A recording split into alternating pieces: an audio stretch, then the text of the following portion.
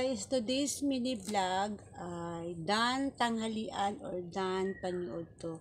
So dari man niud to sa kamalig guys, kay among gihatdan amo ang dabidabs og paniud to kay nagkalot pa siya og buho. So mo ni mong sudan, sapsuy. Sapsuy.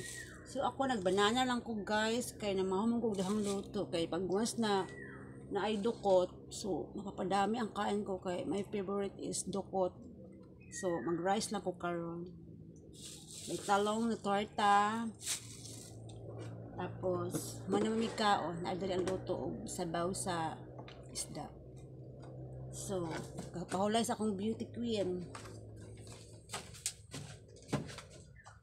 Yan. Hello guys, Pam is super langion. Oh, yun na water. Water. Dili na water. Bugnaw na nga water. Dili na. Inom na water. Yun na. Yun na. Inom na water dali.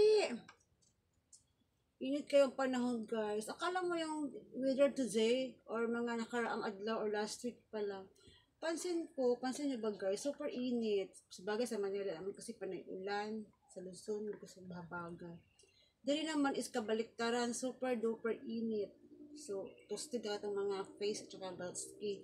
Pero okay lang, importante, you have a good heart. Charot! The water, water! Kunin ko yung camera. Hoy, gipakaon naman mo. Gipakaon, dali mo na sila magpuyo. Dali mo na sila mag-standby guys pag wala me. So, silang mag-andare. Standby. Hey mo na. So, yun lang. Thank you for watching.